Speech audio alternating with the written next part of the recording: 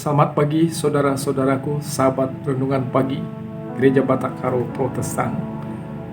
Kita akan merenungkan firman Tuhan sebelum kita melakukan aktivitas pada pagi hari ini. Mari kita berdoa. Bapa Surgawi dalam Yesus Kristus, puji dan syukur kehadirat-Mu atas kesempatan yang Kau berikan pada hari ini. Sebelum kami melakukan aktivitas kami ingin merenungkan sebagian dari firman-Mu. Terima kasih Bapa di surga, urapi dan kuduskanlah kami. Dalam nama Yesus kami berdoa dan mengucap syukur. Amin. Saudara-saudaraku, sahabat renungan pagi, kita akan membaca firman Tuhan yang menjadi landasan renungan pada pagi hari ini. Adapun yang akan kita renungkan terambil dalam perikop Yohanes pasal 3 ayat 25 sampai dengan ayat 30. Dan yang menjadi penekanan adalah saya bacakan dalam ayat 29 sampai dengan ayat 30. Demikian firman-Nya. Yang empunya mempelai perempuan ialah mempelai laki-laki. Tetapi sahabat laki-laki yang berdiri dekat dia dan yang mendengarkannya sangat bersukacita mendengar suara mempelai laki-laki. Itulah sukacitaku, dan sekarang sukacitaku itu penuh. Ia harus makin besar, tetapi aku harus makin kecil. Saudara-saudaraku, murid Yohanes Pembaptis merasa bahwa gurunya Yohanes Pembaptis telah ditinggalkan oleh banyak orang, pun oleh orang-orang yang sudah dia baptis. Karena setelah Yesus dibaptiskan, maka Yesus dan murid-muridnya juga membaptiskan orang lain.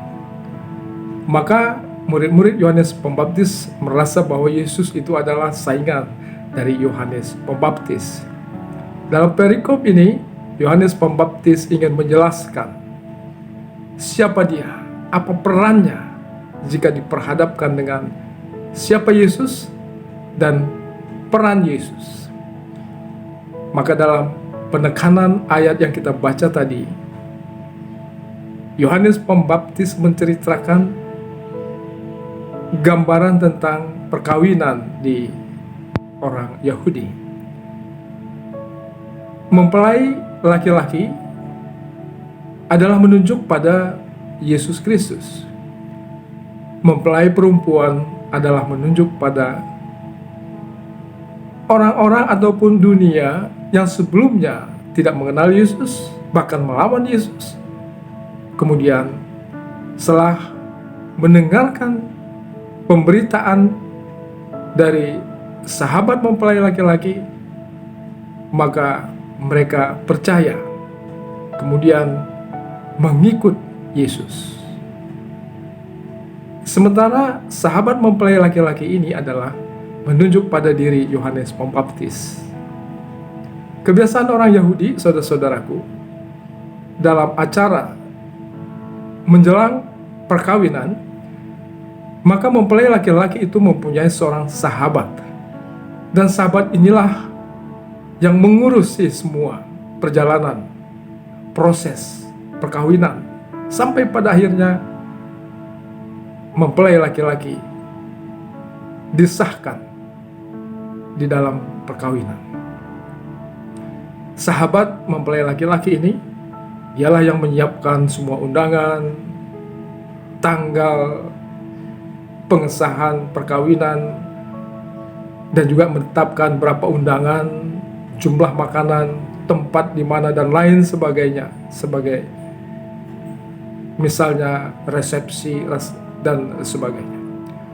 Maka peran seorang sahabat ini memang merupakan peran kunci untuk mempertemukan, untuk menyelenggarakan pesta perkawinan bagi sang mempelai laki-laki dan sang mempelai perempuan.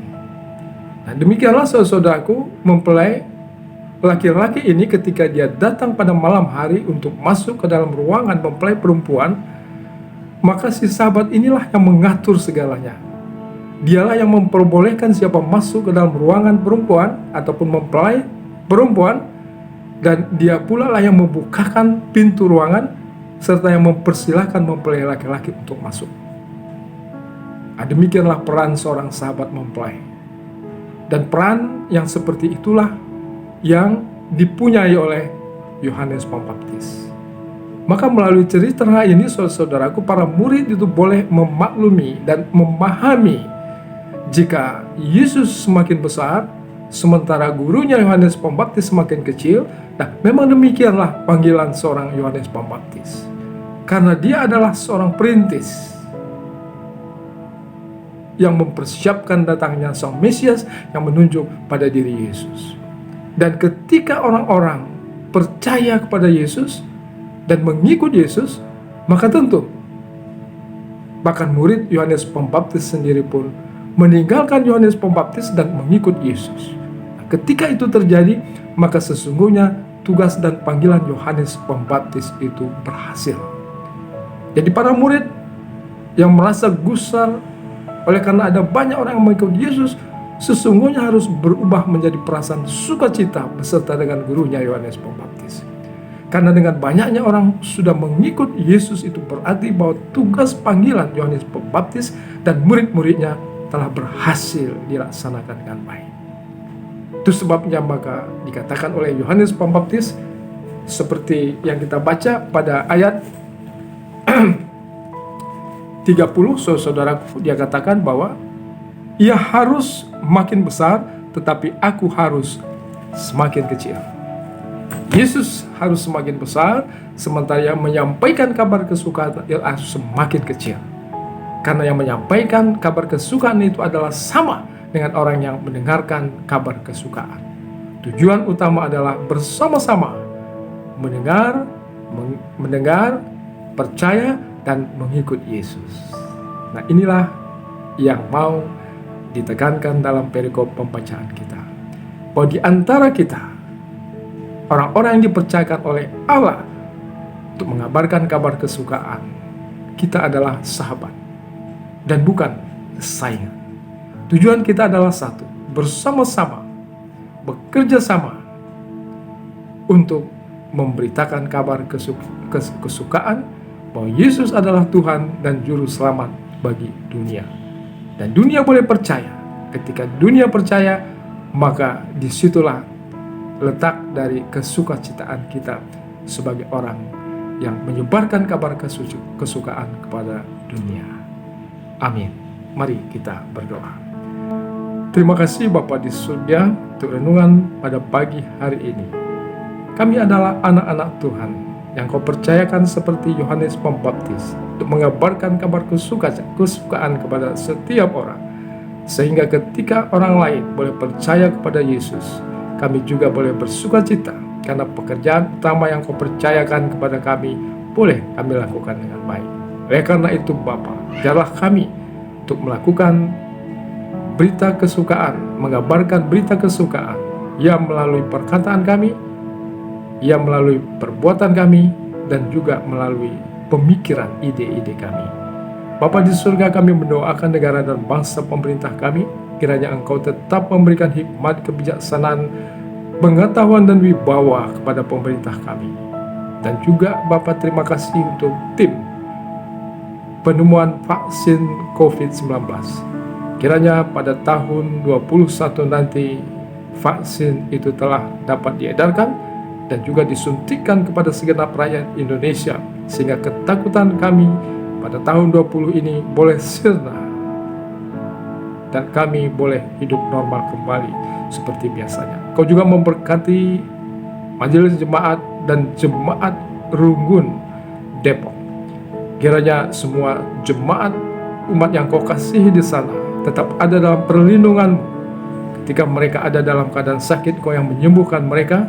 Dan juga semua aktivitas mereka Tuhan berkati. Dan juga aktivitas penatua, diaken, dan juga pendeta kami, kiranya Engkau juga tetap memberkatinya dan memberikan sukacita dan kemampuan untuk menggembalakan umat-Mu sekalipun dalam suasana yang seperti ini. Terima kasih Bapa di surga. Kau yang memberikan daya tahan tubuh kepada segenap kami, khususnya Jemaat Depok dan juga umumnya bangsa Indonesia ini, sehingga kami mampu untuk bertahan hidup berdampingan dengan COVID-19. Terima kasih Bapa di surga, dalam nama Yesus Kristus kami berdoa dan mengucap syukur. Amin.